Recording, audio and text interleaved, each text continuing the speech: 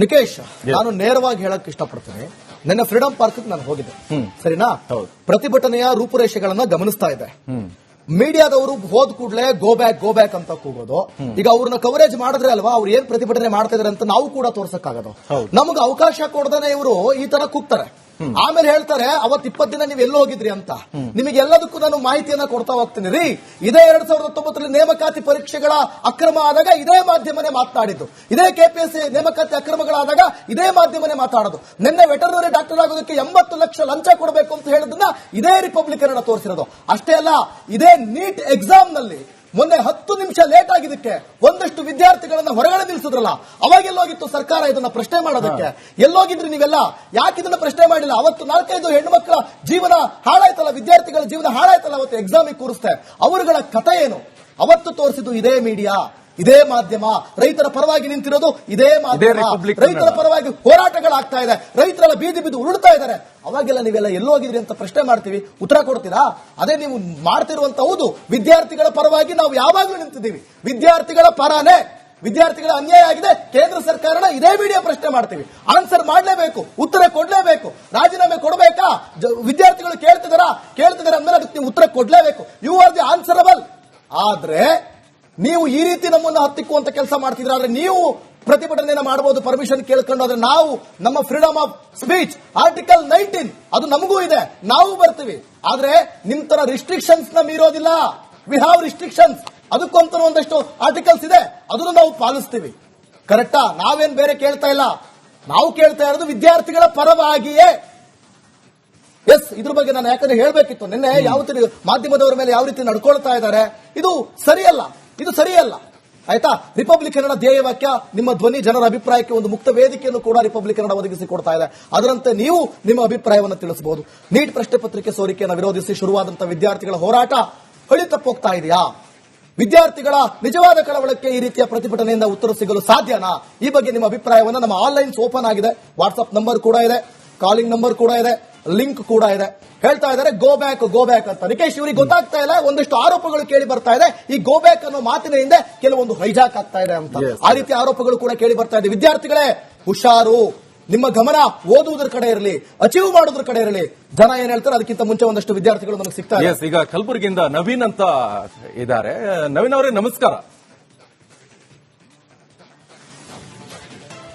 ನಮಸ್ಕಾರ ಸರ್. ಈಗ ನಿಮ್ಮ ಬೇಡಿಕೆ ಏನು? ಏನಂತ ಬೇಡಿಕೆ ಇಟ್ಟಿದ್ರಿ?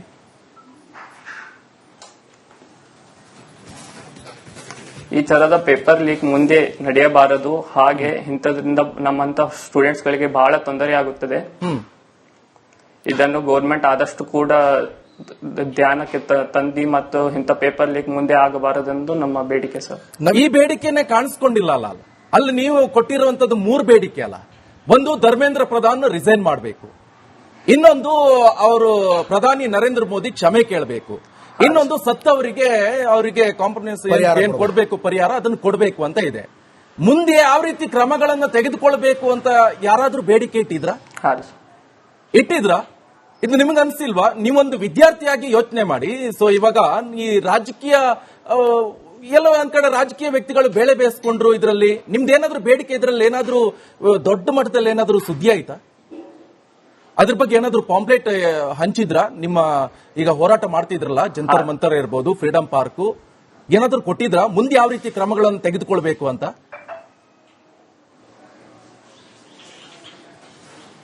ನಮ್ಮ ಕಾಲೇಜ್ ಕೂಡ ಸರ್ ಸ್ವಲ್ಪ ಗ್ರೂಪ್ಸ್ ಗಳು ಬಂದಿದ್ದೀರಿ ಸರ್ ಇದ್ರ ಬಗ್ಗೆ, ನೀಟ್ ಪ್ರೊಟೆಸ್ಟ್ ಬಗ್ಗೆ ಹೇಳಕ್ಕೆ.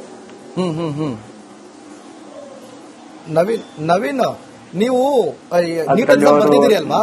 ಹೆಂಗೆ? ಹಾರಿ ಸರ್, ನೀಟ್ ಎಕ್ಸಾಮ್ ಬರ್ದಿದ್ರಿ? ಹಾರಿ ಸರ್. ರೀ ಎಕ್ಸಾಮ್ ಕೂಡ ಬರ್ದಿದ್ದೀರಾ ನೀವು? ಹೇಗಿರುತ್ತೆ ಎಕ್ಸಾಮ್ಸ್ ಒಳಗಡೆ? ಯಾವ ರೀತಿ ಇರುತ್ತೆ? ಮತ್ತೆ ಯಾವ ಕ್ರಮವಾಗಿ ಎಕ್ಸಾಮ್ಸ್ ನಡೆಯುತ್ತೆ? ಎಷ್ಟು ಗಂಟೆಗೆ ಹೋಗ್ಬೇಕು? ಎಷ್ಟು ಗಂಟೆಗಳ ಕಾಲ ಎಕ್ಸಾಮ್ ನಡೆಯುತ್ತೆ?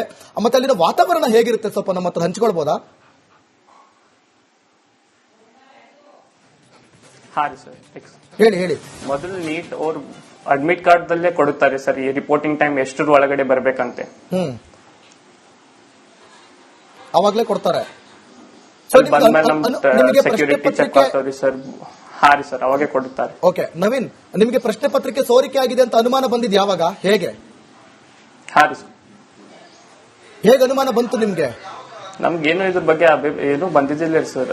ಯಾವ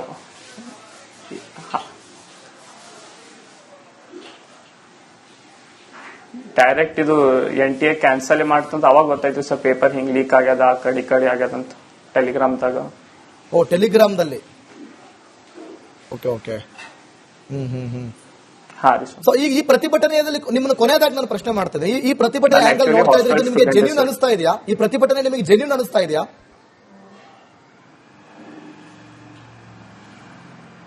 ಹಾ ರೀ ಸರ್, ಜೆನ್ಯೂನ್ ಅದ ರೀ sir. Okay okay, thank you Naveen, Republic Kannada ಜೊತೆ ಮಾತಾಡೋದಕ್ಕಾಗಿ.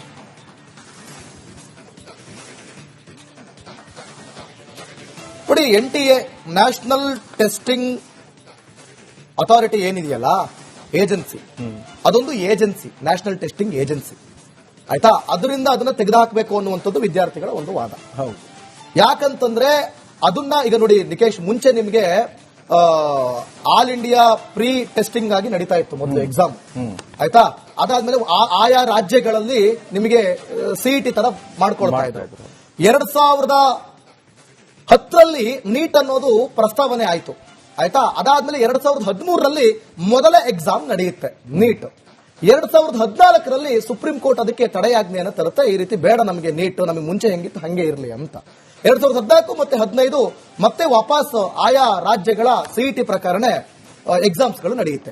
2016ರಲ್ಲಿ ಇದೇ ಸುಪ್ರೀಂ ಕೋರ್ಟ್ ಮತ್ತೆ ನೀಟ್ ಎಕ್ಸಾಮ್ ಅನ್ನ ಜಾರಿ ಮಾಡುತ್ತೆ. 2017 ಮತ್ತೆ 2018 ನೀಟ್ ಎಕ್ಸಾಮ್ ನಡೆಯುತ್ತೆ. 2019ಕ್ಕೆ ಇವ್ರು ಏನ್ ಮಾಡ್ತಾರೆ, ಕೆಲವೊಂದು ಅಂತಾರಾಷ್ಟ್ರೀಯ ಮಟ್ಟದಲ್ಲಿ ಗುಣಮಟ್ಟದಲ್ಲಿ ನೀಡುವಂತದ್ದು ಮತ್ತೆ ಒಂದಷ್ಟು ಪ್ರೆಷರ್ಗಳನ್ನ ತಪ್ಪಿಸೋದಕ್ಕೆ CBSE ಅನ್ನುವಂತ ಒಂದು ಏನು ನಮಗೆ ಮೆಥಡ್ ಇದೆ ಇವಾಗ, ಅದರಲ್ಲಿ ಆಗ್ತಿರುವಂತಹ ಒಂದಷ್ಟು ಪ್ರೆಷರ್ಗಳು ಮತ್ತೆ ಅಲ್ಲಿರುವಂತಹ ಒಂದಷ್ಟು ಒತ್ತಡಗಳನ್ನ ತಡೆಯೋದಕ್ಕೆ ಇವ್ರೇನ್ ಮಾಡ್ತಾರೆ, NTA ನ್ಯಾಷನಲ್ ಟೆಸ್ಟಿಂಗ್ ಏಜೆನ್ಸಿ ಅನ್ನುವಂತ ಒಂದು ಏಜೆನ್ಸಿಗೆ ಈ ಒಂದು ಎಕ್ಸಾಮ್ ನ ಕೊಟ್ಟು ಬಿಡ್ತಾರೆ, ನೀವು ನಡೆಸ್ಕೊಂಡು ಹೋಗಿ ಅಂತ. ಯಾವಾಗ ಇದು ಪ್ರೈವೇಟ್ ಒಂದು ಏಜೆನ್ಸಿಗೆ ಸಿಕ್ಬಿಡ್ತು, ಅಲ್ಲಿ ಹಣವನ್ನ ಕೊಟ್ಟು ಪ್ರಶ್ನೆ ಪತ್ರಿಕೆಯನ್ನು ಕೊಂಡುಕೊಳ್ತಾರೆ ಅನ್ನುವಂತ ಆರೋಪ ಅಲ್ಲಿಂದ ಶುರುವಾಯಿತು. ಯಾವಾಗ 2018ಕ್ಕೆ NTA ಜಾರಿ ಆಗುತ್ತೆ, 2019ರಿಂದ NTA ಎಕ್ಸಾಮ್ಸ್ ಅನ್ನ ನಡೆಸೋದಕ್ಕೆ ಶುರುವಾಗುತ್ತೆ.